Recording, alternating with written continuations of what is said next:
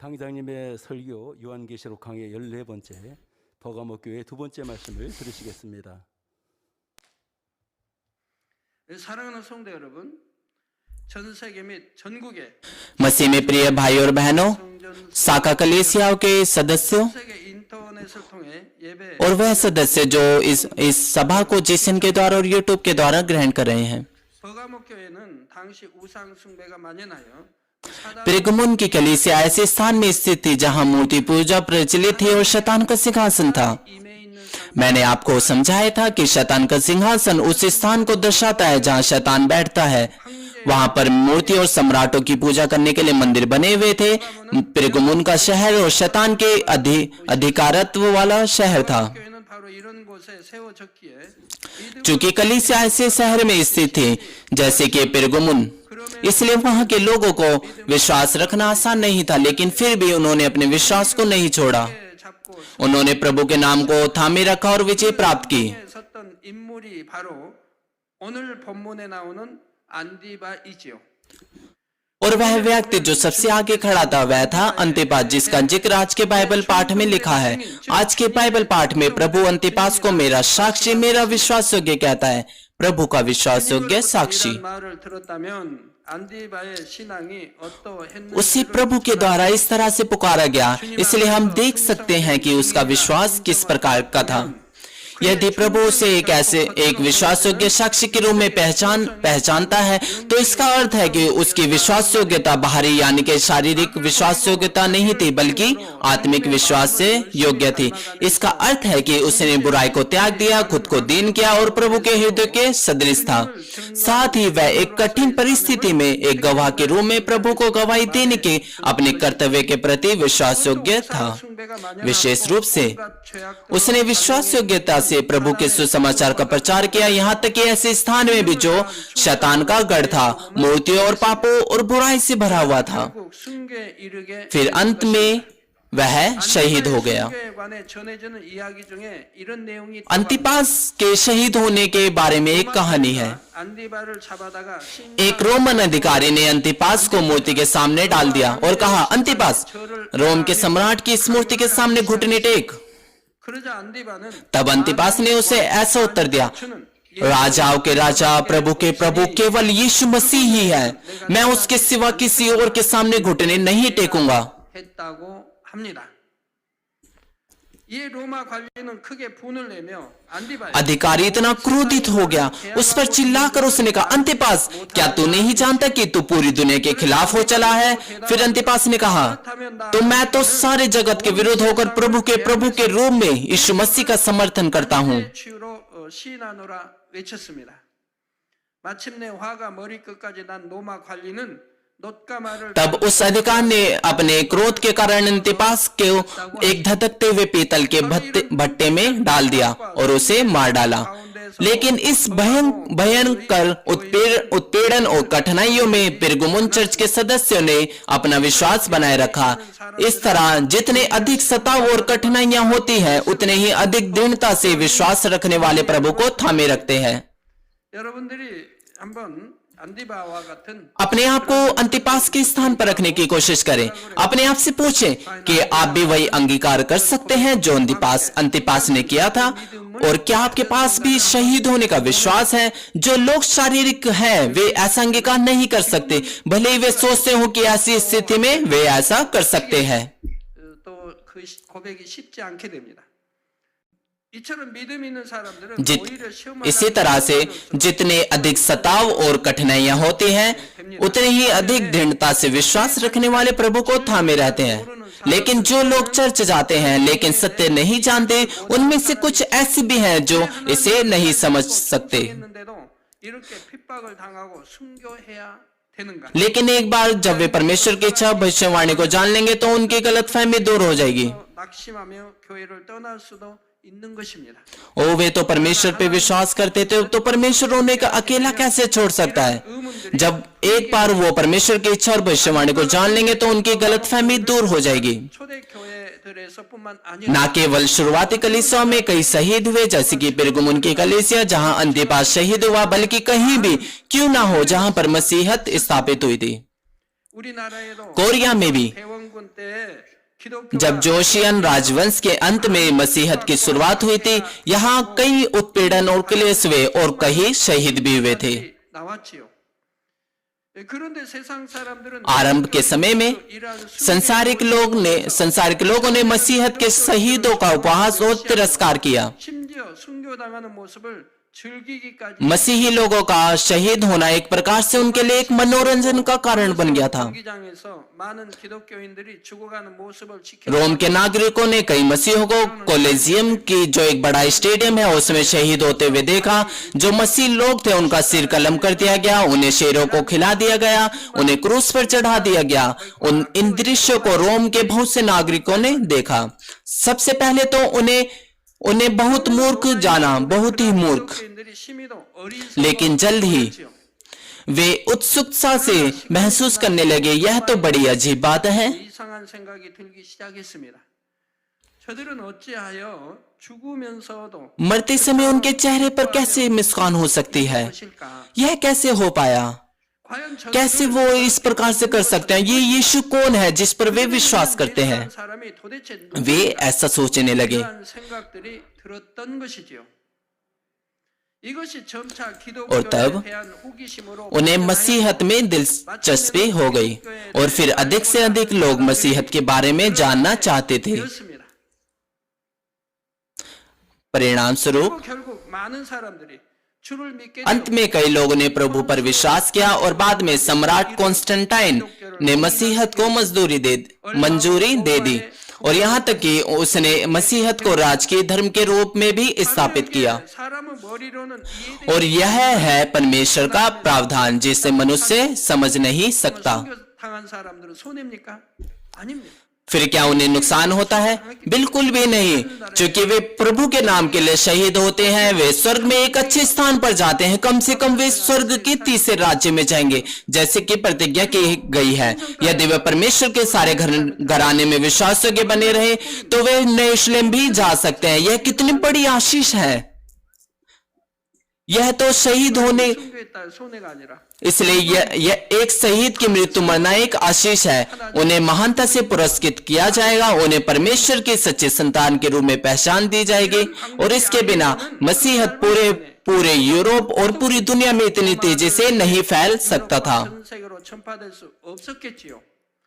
우리나라도 앞서간 믿음의 선진들은 और साथ ही कोरिया में भी, क्योंकि विश्वास के कई पूर्वज शहीद हुए थे, इसलिए मसीहत मजबूती से उन्नति कर पाई जैसे कि आज है, और वो भी केवल 100 वर्ष के समय काल में। 만약 신앙생활을 대충 इसलिए मसीह में प्रिय भाई और बहनों, क्या आपको लगता है कि अगर कोई व्यक्ति जैसा उसे अच्छा लगे वैसा मसीह जीवन जिए, क्या वह अपने विश्वास में बना रह सकता है जब शहीद होने का जोखिम या मृत्यु के जोखिम का सामना उसे करना पड़े? 호심 속에서 यदि कोई व्यक्ति पवित्र आत्मा की सहायता से शहीद होने तक अपना विश्वास बनाए रख सकता है तो यह अच्छा होगा।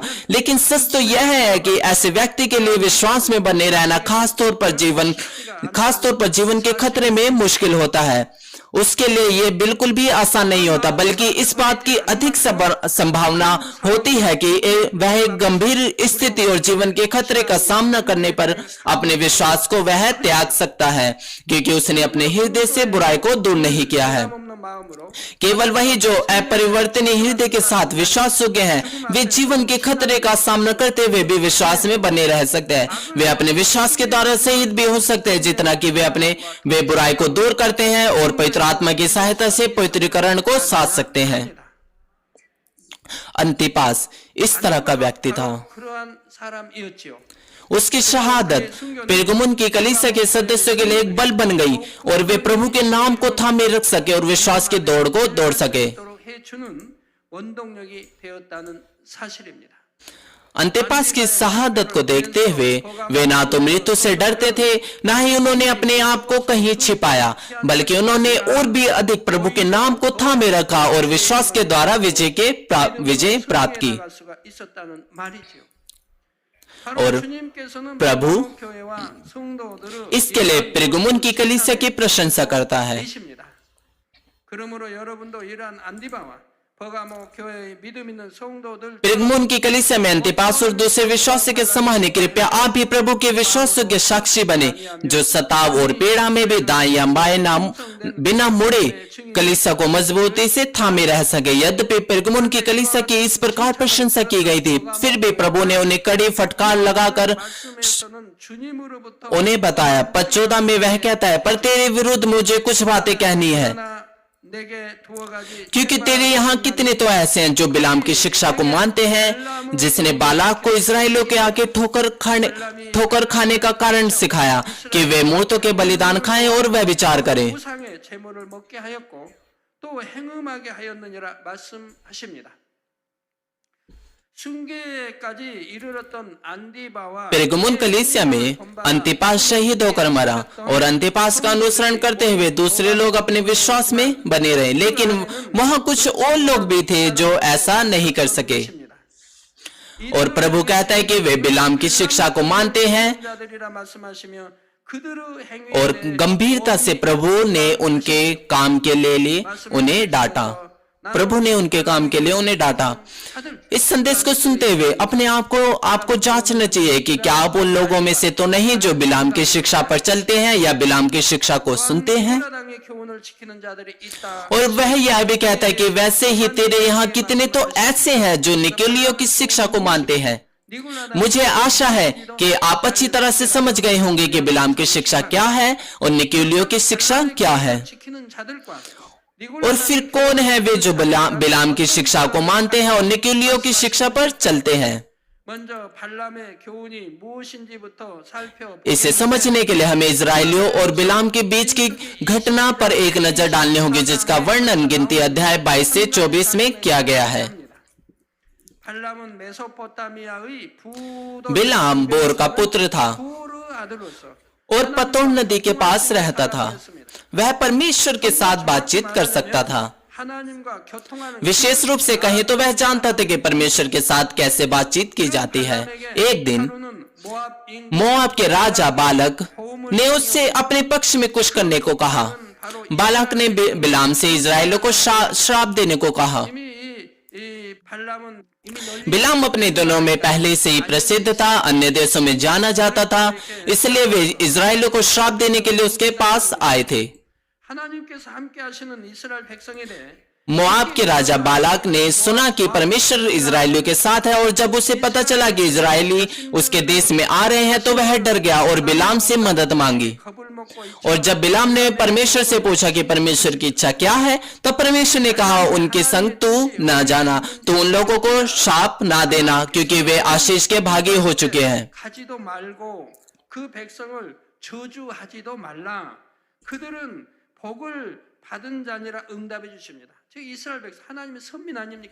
इजराइली परमेश्वर के चुने हुए लोग हैं, है कि नहीं? वे आशीषित लोग हैं।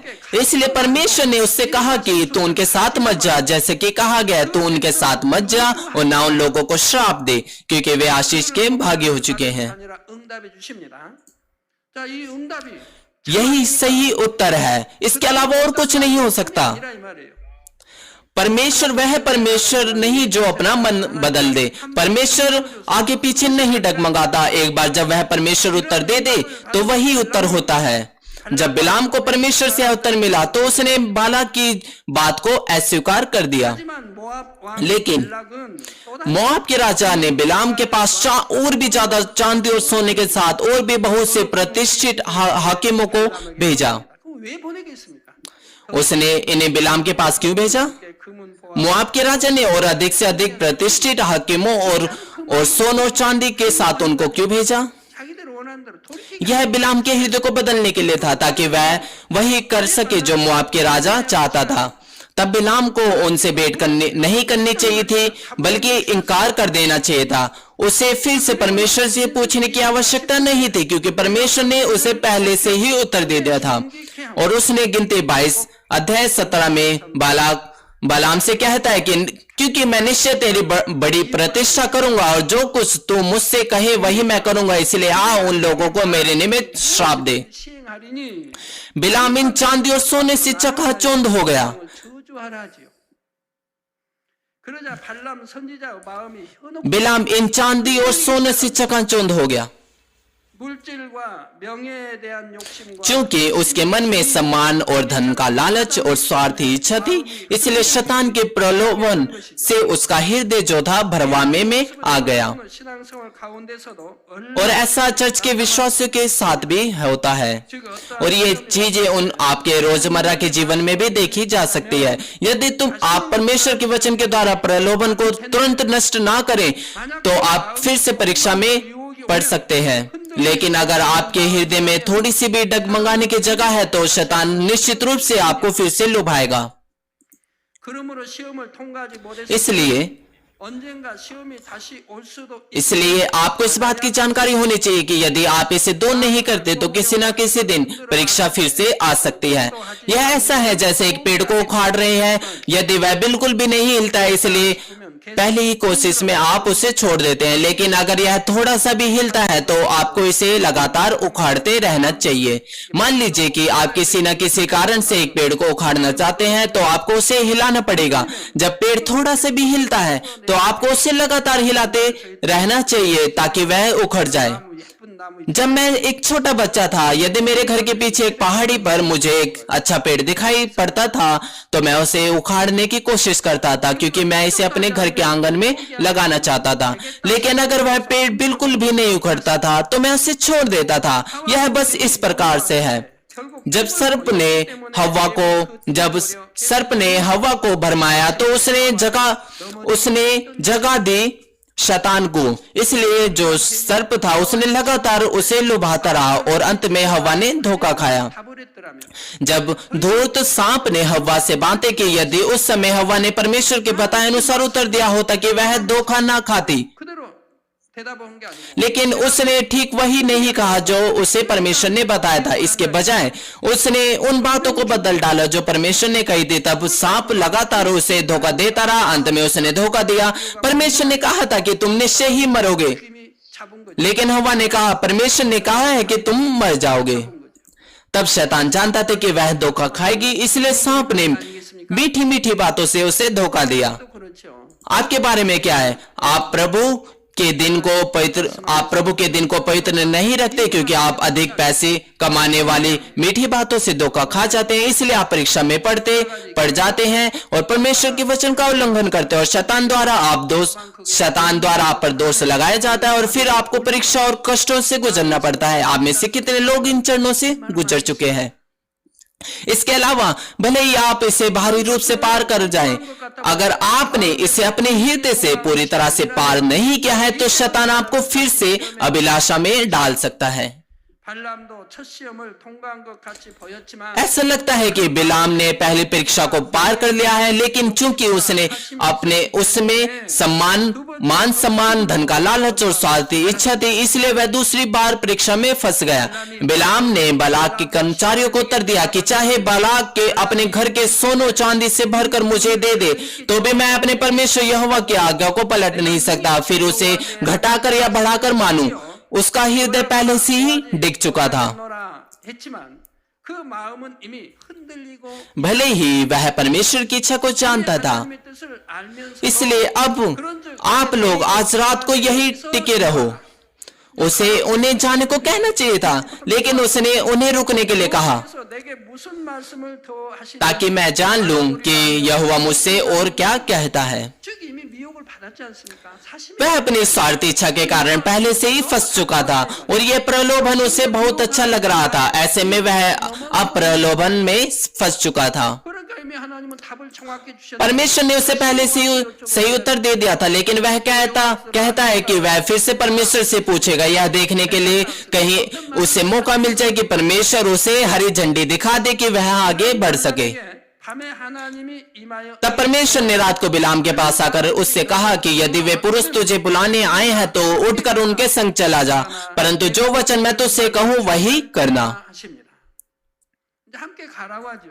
अब 분명히 하나님 परमेश्वर उनके साथ जाने के लिए कहता है। क्यों परमेश्वर उसे उनके साथ जाने के लिए कहता है? क्या परमेश्वर ने पहले उसे उनके संग जाने के लिए इनकार नहीं किया था? फिर क्या इसका अर्थ है, इसका अर्थ यह है कि परमेश्वर अपना मन बदल देता है? आपको इस स्थिति को अच्छी तरह से समझना चाहिए। मैंने देखा है बहुत से लोग इस तरह के मामलों को अंजाम देते हैं। चाहे ऐसा अक्सर होता है जब मैं आपसे बातें करता हूं, सबसे पहले मैं आपको उत्तर देता हूं, चाहे आपकी कोई भी समस्या क्यों ना हो। लेकिन अगर उत्तर आपके विचार के अनुसार ना हो, या आपके कुछ अन्य विचार हो सकते हैं, या आपकी स्वार्थी इच्छा या लालच के आपके अंदर हो, तो आप मुझसे वही प्रश्न फिर से पूछते हैं। भले मैंने आपको पहले ही उत्तर दे दिया है, तो फिर मैं कुछ नहीं कर सकता, लेकिन वैसे ही करता हूं जैसा परमेश्वर यहां पर कर रहे हैं।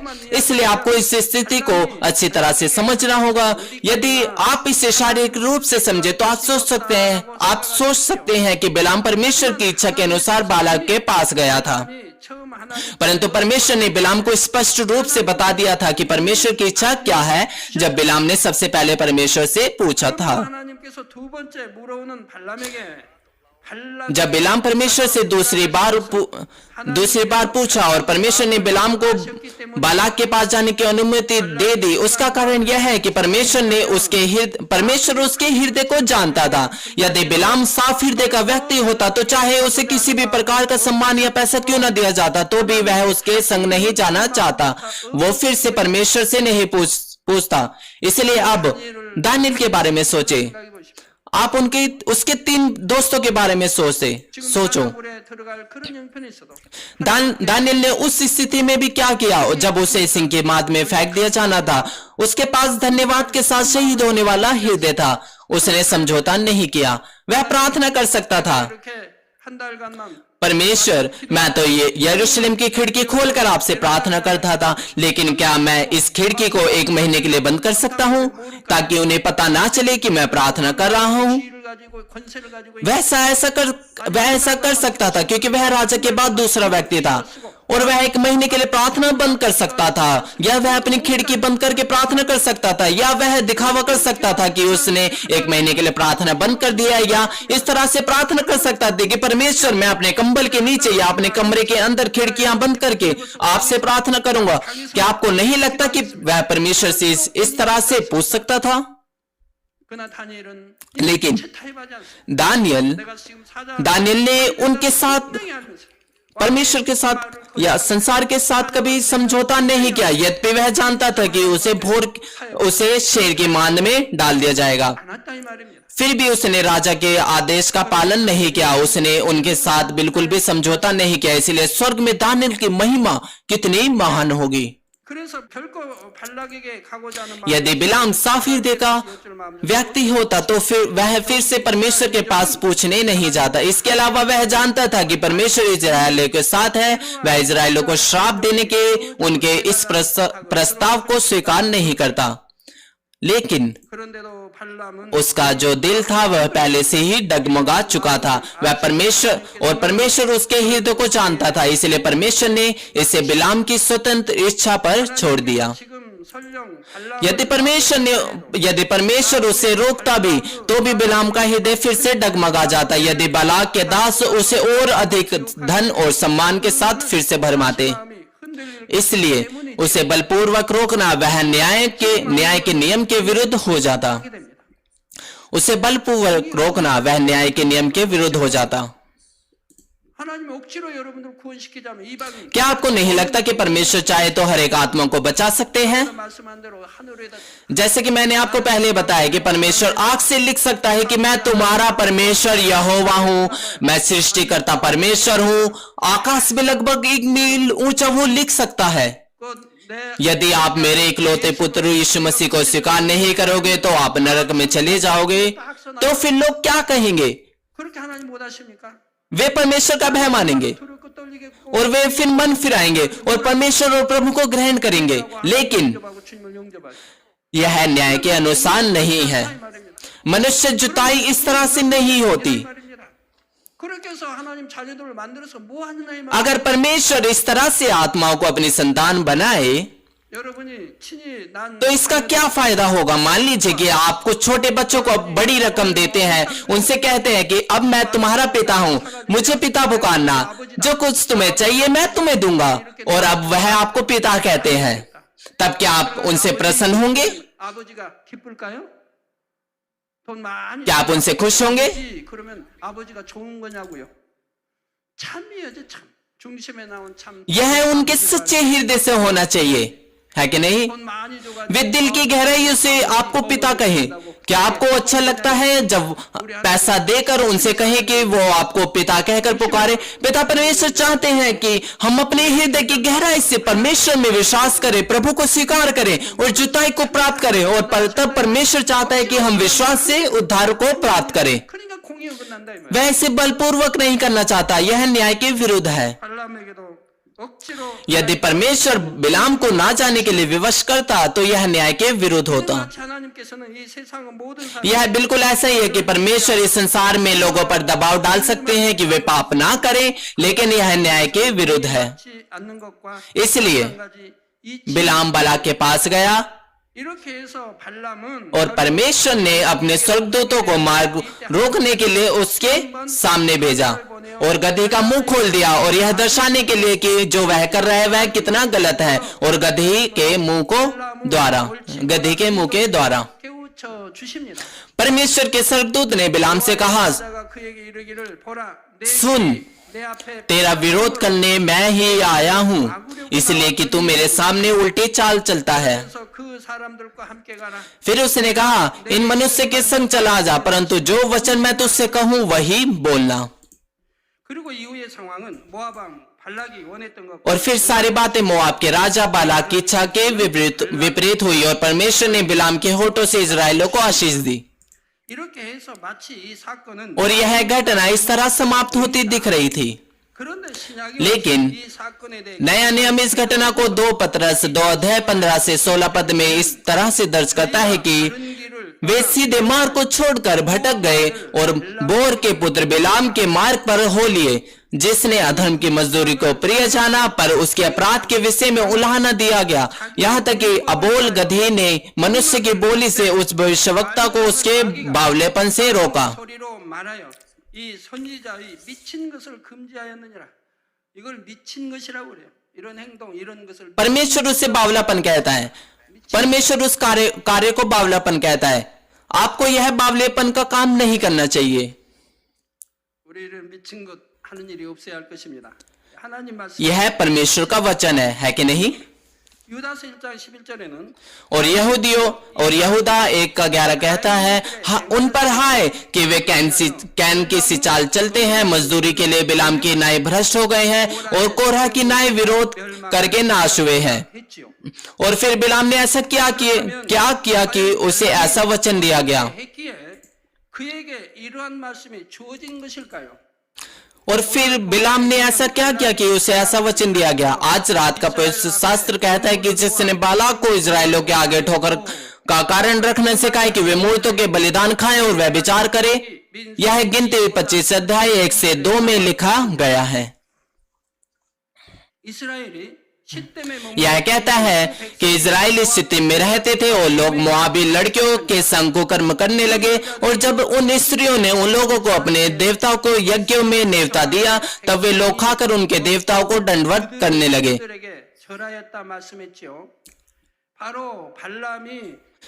बिलाम ने ही बालाक को इजराइलों को धोखा देने की ऐसी बुरी युक्ति सिखाई थी। 이와 같은 엄청난 일을 꾸미게 했던 것입니다. बिलाम जानता था कि इजराइलों को कैसे लुभाना है ताकि वे परमेश्वर को क्रोधित कर सके। उसने ऐसी बुरी योजना बनाई।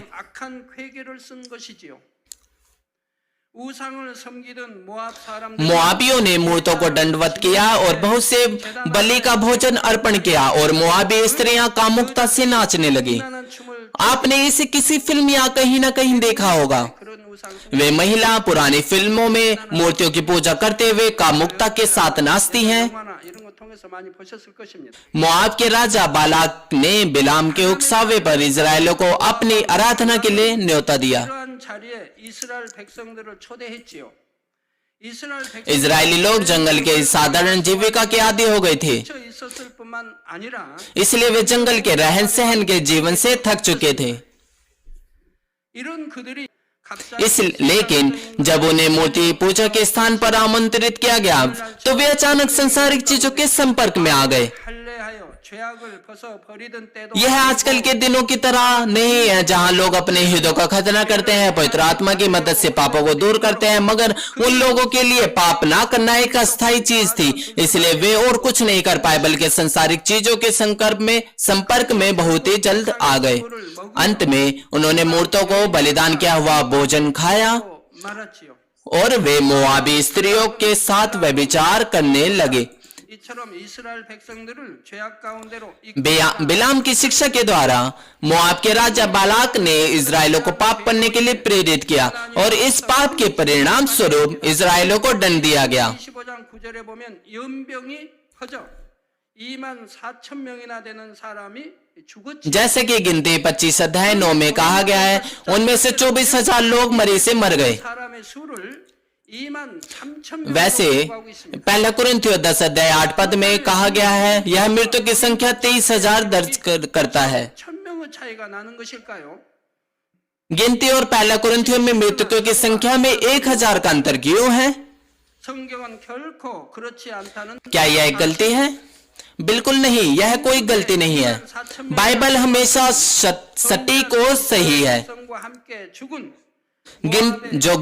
जो किताब है उसमें मृत्यु की संख्या 24 है, जिसमें इजरायली और मोआबी महिला दोनों शामिल हैं, और दूसरी ओर पहला कुरिन्थियों में मृतकों की संख्या 23,000 है। वह वो संख्या है जिसमें केवल इजरायलियों को गिना गया है। 처럼 성경을 성령의 감동함 가운데 풀면 성경이 इसी 얼마나 तरह 정확한지를 अगर हम पवित्र आत्मा की प्रेरणा से बाइबल पढ़ते हैं तो हम पा सकते हैं कि बाइबल कितनी सटीक है।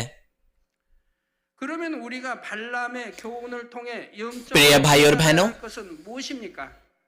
첫 번째로 진리를 떠나 बिलाम की घटना से हमें कौन सा आत्मिक सबक सीखना चाहिए? 경계입니다.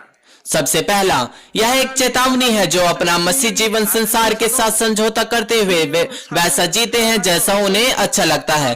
जैसे बिलाम परमेश्वर की इच्छा को जानते हुए मृत्यु के मार्ग पर चला गया, वैसे ही कई मसीह हैं जो संसार के साथ समझौता करते हुए मसीह जीवन जीने की कोशिश करते हैं। 하나님은 세상을 사랑치 말라.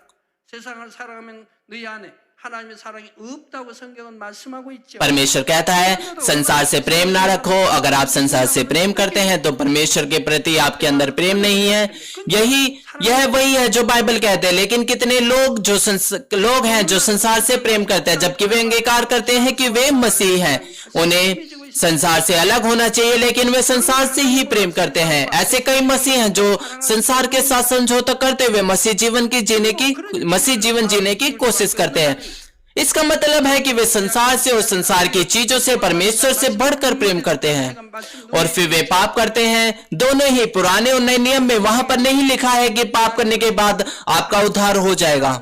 하나님의 사람도 우리 주님 जैसे कि आप बाइबल में देख सकते हैं, हमारे प्रभु, उनके शिष्यों प्रेरित पौलुस, डीकन स्तिफनुस ने भी हमेशा पाप को दर्शाया है। पाप के सिवा बाइबल में और क्या है? 나열하고 적어 나열하고 악은 모양에도 버리라 선의 말씀 बाइबल आपको कहती है आप पाप ना करें, आपको सभी प्रकार के पापों के बारे में बताती है। वह कहती है कि हमें हर प्रकार की बुराई से दूर रहना है, ज्योति में निवास करना चाहिए। बाइबल इस तरह पाप के बारे में बात करती है। पाप के कारण मृत्यु आई, मानव जुताई शुरू हुई और पापों को फेंकने के द्वारा आप आत्मा में आ सकते हैं, परमेश्वर की खोई हुई छवि को पुनः प्राप्त कर सकते हैं और स्वर्ग जा सकते हैं। लेकिन शत्रु दुष्ट शैतान, उसको पसंद है कि आपसे पाप करवाए और पाप करने के लिए आपको वह भरमाता है। मैं पाप को दर्शाए बिना संदेश कैसे दूं? इसलिए मैं पाप के बारे में कई संदेश देता हूं, लेकिन उसके अलावा मैंने स्वर्ग, नरक, आत्मा आदि के बारे में भी आपको बताया। लेकिन जो भी है, मैं कुछ और नहीं कर सकता बल्कि हर बार पापों के बारे में दर्शाता हूं, क्योंकि बाइबल हमें उसी के बारे में बताती है। 죄에 대해서 제자들도 हमारे प्रभु 스데반집 उनके शिष्य प्रेरित पौलुस और डेकन स्तेफनुस उन सभी लोगों ने पापों को दर्शाया। दोनों पुराने नियम में भी वे पाप के बारे में बातें करते हैं। अगर मुझे पापों को बाहर निकालने की आवश्यकता हो तो मुझे क्या करना चाहिए? 자, 특히 오늘날에는 विशेष रूप से आज 돈을 사랑함이 일만하게 뿌리가 되나니 जैसा कि पहला तिमुथियुस 6:10 में कहता है, क्योंकि रुपयों का लोभ सब प्रकार की बुराइयों की जड़ है, जिसे प्राप्त करने का प्रयत्न करते हुए कि तुमने विश्वास से भटक कर अपने आप को नाना प्रकार के दुखों से छलने बना लिया है। बहुत से मसीही पाप करते हैं क्योंकि वे परमेश्वर से बढ़कर रुपयों से प्रेम करते हैं। पैसों के लालच में वे प्रभु के दिन का उल्लंघन करते हैं या दशमांश को चुरा लेते हैं जो परमेश्वर का है। यद्यपि परमेश्वर के एक सेवक को प्रार्थना और वचन के सेवकाई के लिए खुद को समर्पित करना चाहिए, मगर फिर भी ऐसे दास हैं जो पैसे और सम्मान के लिए लालची हैं या संसार के अधिकार के साथ समझौता करते हैं। परंतु जैसे मत्ती 6:24 कहता है, कोई मनुष्य दो स्वामियों की सेवा नहीं कर सकता, क्योंकि वह एक से बैर दूसरे से प्रेम रखेगा या वह एक से मिला रहेगा दूसरे को तुच्छ जानेगा। तुम परमेश्वर या धन दोनों की सेवा नहीं कर सकते। ना केवल के दासों को बल्कि परमेश्वर की संतानों को भी परमेश्वर से प्रेम करना चाहिए और केवल उसकी इच्छा का पालन करना चाहिए। 결코 발람과 같이 세상과 타협하는 적당주의 신앙이 있어서는 안 되지요. बिलाम की तरह विश्वास नहीं होना चाहिए जिसने संसार के साथ समझौता किया। 거기에 발람과 इसलिए अब कृपया अपने आप को पीछे मुड़कर देखें। 진리를 떠나 있지는 않은 क्या आप बिलाम की तरह थोड़े समय के लिए भी प्रलोभन में नहीं पड़े? क्या आप सत्य के बारे में नहीं जानते थे? 취하지 않습니까? क्या आप शारीरिक चीजें नहीं लेते जिससे दुष्ट प्रेम करता है या और लेकिन परमेश्वर बैर रखता है? क्या आप शरीर के काम नहीं करते? 하나님보다 더 사랑이 있다면 내게 가지 않다고 क्या आपके पास कुछ ऐसा है जिससे आप परमेश्वर से बढ़कर प्रेम करते हैं? यदि आपके पास ऐसा कुछ है जिसे आप परमेश्वर से बढ़कर प्रेम करते हैं तो प्रभु कहता है कि ये उचित नहीं है। या फिर क्या आप केवल पिता परमेश्वर से अपने सारे मन, अपने सारे जीवन, अपने सारे इच्छा से प्रेम करते हैं? यदि आप इस चर्च में पहली बार आए हैं तो हो सकता है कि आप क्रोधित हो जाएं जब मैं आपको कहूं कि केवल परमेश्वर से प्रेम करें, लेकिन पुराने सदस्य समझते हैं कि वे परमेश्वर से सबसे पहले प्रेम करने का क्या अर्थ है, क्योंकि वे जानते हैं कि परमेश्वर कौन है, प्रभु यीशु मसीह कौन है, चाहे कोई छोटी सी बात क्यों ना हो। यदि वो बात सत्य को छोड़कर संसार से समझौता करना है तो अंततः आप अपने पापों में गिरेंगे और शैतान आप पर दोष लगाएगा। जैसे कि एक खमीर का छोटा सा हिस्सा पूरे आटे में फैल सकता है। अगर आप शैतान के काम का थोड़ा सा भी हिस्सा करें तो बाद में आप 2 बार, 3 बार और 4 बार करने लग जाएंगे। अंततः आपका पूरा जो दिमाग है वो शैतान के द्वारा छीन लिया जाएगा। शैतान एक एक करके आप पर नियंत्रण करने लगेगा। आप एक बार चर्च से 1 बार गायब होंगे, फिर 2 बार गायब होंगे, फिर उसके बाद क्या? शुरुआत में आप महीने में 1 बार चर्च जाने से चूक जाते थे, फिर यह महीने में 2 बार होगा या 3 बार हो जाता है। यह कहने के लिए मुझे दुख है, लेकिन बाद में यह साल में कई बार हो जाता है। अंत में आप चर्च से दूर हो जाते हैं। यदि आप 1 बार पाप करते हैं और फिर 1 बार, फिर 2 बार, फिर 3 बार और फिर 4 बार पाप करते हैं तो उसके बाद आपका जो हृदय है वो कुम्हला जाता है। पहले तो आप डरते हैं कि आप कहीं नरक में न चले जाएं, मगर आप बार बार पाप करते हैं तो आपका हृदय जो है वह कुम्हला जाता है और फिर आप बिल्कुल डरते भी नहीं हैं। पूरी तरह से आप पापों में पड़ जाते हैं। 그래서 한때는 하나님께 쓰임을 받았던 사람들이 육에 물들어 세상으로 타락이 감으로 हम अक्सर देख सकते हैं कि जिन लोगों को परमेश्वर के कार्य के लिए इस्तेमाल किया गया था वरन उन्हें छोड़ दिया जाता है, वंचित किया जाता है जब वे शरीर से दबित होते हैं। और पिरगमुन की कलीसिया के सदस्यों में भी ऐसे ही लोग थे, परंतु वहां ऐसे लोग भी थे जिन्होंने विश्वास नहीं खोया, यहाँ तक कि अंतिपास की शहादत को देखते हुए भी विश्वास में बने रहे। दूसरी ओर बिलाम की शिक्षा पर चलने वाले और संसार से समझौता करने वाले लोग भी थे। 오늘날 प्रभु न केवल पिरगमुन की कलीसिया के ऐसे लोगों को कड़ी फटकार लगाता है, परंतु उन लोगों को भी जो आजकल के दिनों में भी बिलाम की शिक्षा का पालन करते हैं, और उन्हें कहता है कि वे पश्चाताप करें। 비람의 교훈을 통해 깨달아야 할 점에 대해서는 다음 시간에 계속해서 살펴보겠습니다. हम लगातार इस बात को देखते रहेंगे कि बिलाम की शिक्षा से हमें क्या सीखना है। मसीह में प्रिय भाई और बहनों, 이렇게 경계하고 दूसरा तिमिथियुस 3 अध्याय 1 से 5 पद कहता है, यह अंतिम दिनों में इस प्रकार की चेतावनी देता है, यह जान रख कि अंतिम दिनों में कठिन समय आएंगे, क्योंकि मनुष्य अब स्वार्थी, लोभी, ढींगमार, अभिमानी, निंदक, माता पिता की आज्ञा टालने वाले, कृतघ्न, अपवित्र। कृपया आप अपने आप को जांचें, 교만하며 क्या आप इस प्रकार से तो नहीं कि आप स्वार्थी, लोभी, डिंगमार, अभिमानी, निंदक, माता पिता की आज्ञा टालने वाले, कृतघ्न, अपवित्र, दया रहित, क्षमा रहित, 절제하지 못하며 사나운 दोष 선한 것을 लगाने वाले, असंयमी, कठोर, भले के बैरी, विश्वासघाती, ढीठ, घमंडी और परमेश्वर के नहीं वरन सुख विलास ही के चाहने वाले होंगे। 더하며 कृपया आप इसको 경건의 있으나 अपने आप को इसमें जांच कर देखें। 이 같은 자들에게 वे भक्ति का भेष तो धरेंगे पर उसकी शक्ति को न मानेंगे। ऐसों से परे रहना। 마지막 때가 되면 어떤 현상들이 나타날지를 경계 उसी तरह बाइबल चेतावनी देती है कि अंत के दिनों में क्या होगा, लेकिन फिर भी संसार में बहुत से लोग उस तरह से करते हैं जैसे कि कहा गया है। 것은 바로 주를 믿는다고 하는 사람들 중에도 이러한 모습들이 लेकिन इससे भी अधिक दुख की बात यह है कि अधिक से अधिक लोग जो यह दावा करते हैं कि वे प्रभु में विश्वास करते हैं, वे भी ऐसा ही कर रहे हैं। 말씀대로 भले ही वे परमेश्वर के वचन को सुनते हैं, वे इसे केवल ज्ञान के रूप में रखते हैं, लेकिन वे इसके द्वारा जीवन जीने की कोशिश नहीं करते। 교회는 और कुछ ऐसे लोग भी हैं जो भक्ति का भेष तो धरेंगे उस पर, परंतु उसकी शक्ति को ना मानेंगे। मसीह में प्रिय और भाई और बहनों, पिरगमुन की कलीसिया में अंतिपास जैसा एक विश्वासयोग्य साक्षी था जो प्रभु के नाम के लिए शहीद हो गया था। दूसरी ओर ऐसे लोग भी थे जो बिलाम की शिक्षाओं पर चले और संसार से समझौता किया और संसार से प्रेम किया। 생활하던 버가모 교인들이었지만 यद्यपि वे एक ही प्रकार के वातावरण में थे, एक ही प्रकार का संदेश सुनते थे, लेकिन शरीर और आत्मा साफ रूप से इस तरह से अलग अलग थे। 마지막 때가 가까워질수록 जैसे जैसे अंत करीब आता है, उतना ही साफ रूप से शरीर और आत्मा अलग अलग होंगे। 그러므로 여러분 중에는 발람의 행위를 쫓았던 इसलिए मैं आपसे दृढ़ता से आग्रह करता हूं कि इन अंतिम दिनों में संसार से मित्रता ना करें, संसार से प्रेम ना करने वाले बने, जैसे कि कुछ पिरगमुन के कलीसिया में थे जो बिलाम की शिक्षा पर चलते थे।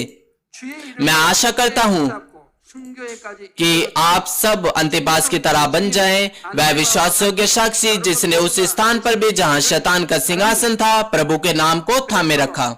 이기는 자에게 주시는 आप सभी के सभी धन्य बन सके, प्रशंसा महिमा प्राप्त कर सके, जिसे प्रभु उन लोगों को देता है जो जय पाएगा। 주님의 이름으로 मैं प्रभु यीशु मसीह के नाम से प्रार्थना करता हूँ। 주신 말씀을 생각하시면서 기도하시겠습니다.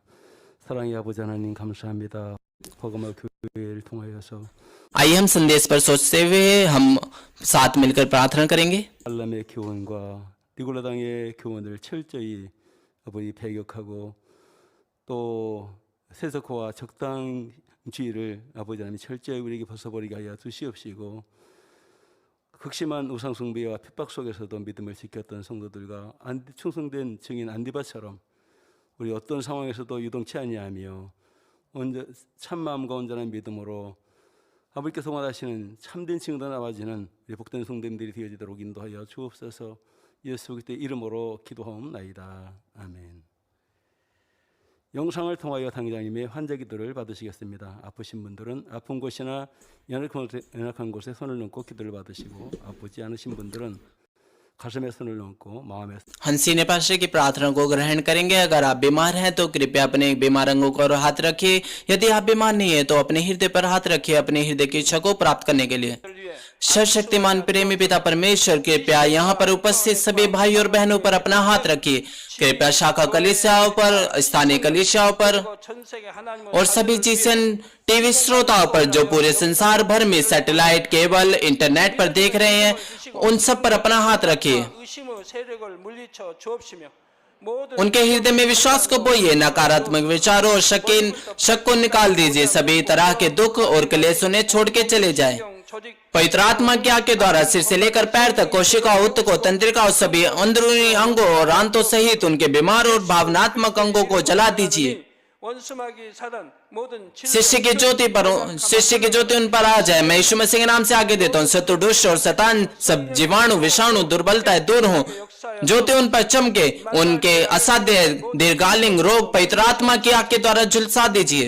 सभी प्रकार की महामारियां, फैलने वाले रोग जैसे मलेरिया जला दीजिए। सभी संक्रामक रोग जैसे जुकाम, बुखार उनसे दूर हो जाए। पिता, उन्हें हर प्रकार के जीवाणु, विषाणु और बैक्टीरिया से सुरक्षा दीजिए। 피부암 등 각종 उनके सभी प्रकार के कैंसर, पेट के कैंसर, फेफड़े के कैंसर, जिगर के कैंसर, छाती के कैंसर, गर्भ के कैंसर, सभी प्रकार के दूसरे रोग जैसे एड्स, रक्त का कैंसर, दिमागी रक्तचाप, उच्च रक्तचाप, धीमा रक्तचाप, फेफड़े के रोग, मधुमेह के रोग, स्त्री रोग, थायराइड के रोग, सभी प्रकार के सूजन, जलन से चंगाई दीजिए। पोलियो, सदमे, गठिया, 노이로제 등 모든 दूसरे बहुत से रोगों से ठीक कीजिए। सभी प्रकार के दर्द से उनसे दूर होने पाए। पीठ दर्द, सिर दर्द और मानसिक रोग गायब हो जाए। 보이게 하옵시고 मृगी, स्वलीनता, उदासी, तंत्रिका रोग, सभी प्रकार की दूसरी बीमारियों से आजाद कीजिए। सभी प्रकार के लकवे के रोगों से उन्हें आजाद कीजिए। वे उठे, चले, कूदे, कमजोर आंखें ठीक हो जाए, कान सामान्य हो जाए, अंधे देखने लगे, बहरे सुनने लगे, गूंगे बोलने लगे। 화상 입은 것도 दुर्घटना के बाद के प्रभाव ठीक हो जाए। उनकी टूटी हड्डियां ठीक हो जाए। जलन और दहन संवेदना उनसे दूर हो। पिता, वहां कोई दाग न रह जाए। 필요하여 각종 약물과 독극물 중독 सभी प्रकार की दवाओं, विष के लत से साफ हो जाए। 과 세포가 살아나며 죽은 पिता, 자도 살아나며 मृतक कोशिकाओं, उत्तकों, तंत्रिकाओं को फिर से जला दीजिए और मृतकों को जिला दीजिए। गर्भधारण की आशीष दीजिए। पिता, कृपया उन्हें गर्भधारण की आशीष दीजिए। 공중 곳에 잡은 악의 영들아 물러가라. मैं यीशु मसीह के नाम से आगे देता हूँ। शत्रु, दुष्ट, शैतान, हवा में मौजूद शासक, बुराई की सेना, उनके दास उनसे दूर हो। दुष्ट आत्माएं, अशुद्ध आत्माएं, धोखा की आत्माएं, कपट की आत्माएं, अलग करने वाली आत्माएं, सारा अंधकार उनकी सेना उनसे दूर होने पाए। दुष्ट और अंधकार के सारे बंधन खुल जाए, उनसे दूर हो। ज्योति उन पर चमक जाए। पिता परमेश्वर, उन्हें प्रार्थनाओं में चिल्लाने की ताकत दीजिए। उन्हें पापों को निकाल देने के सामर्थ्य के अधिकार दीजिए और वे पवित्र बन जाए। 이루어 주시기를 원합니다. जैसे कि उनकी आत्मा समृद्ध होते वे अच्छे स्वस्थ में बने रहे। उनके परिवार में भी सुसमाचार का प्रचार किया जाए। उन्हें सभी प्रकार की दुर्घटना और विपत्तियों से सुरक्षा दीजिए। उन्हें हर प्रकार से सफल जीवन जीने की आशीष दीजिए। कृपया अपने बच्चों को, उनके घरों, कार्यशालों को पवित्र आत्मा की आग के बाड़े में स्वर्गीय सेना, स्वर्गदूतों, अपनी दगदगती आंखों के द्वारा सुरक्षा दीजिए। 공부도 할 수 있는 뜨거운 विद्यार्थियों को बुद्धि और समझ दीजिए। उनके हृदय अधिक जुनून और पढ़ाई की इच्छा से भर जाए। संसारिक चीजों से उनके मन और हृदय को दूर रखिए। उनके हृदय में और अधिक जोशीला प्रेम रोक पिए। अपने बच्चों को आशीष दीजिए कि चाहे वे खाएं या पिए, वे जो भी कुछ करे, वे सब कुछ में आपके नाम को महिमा दे। वे जीवित परमेश्वर का अंगीकार करे और गवाही दे कि मैं परमेश्वर से मिला हूं। मैंने परमेश्वर का अनुभव किया और उससे आशीष से उत्तर प्राप्त किए हैं। 받아노라. 간증하는 입술이 되게 역사하여 주옵소서. पिता परमेश्वर, आपका धन्यवाद। 홀로 영광 받으옵소서. 우리 주 सारी महिमा केवल आपको मिले। 기도하옵나이다. हमारे प्रभु यीशु मसीह के नाम से मैं प्रार्थना करता हूँ। 마음이 아멘. 92장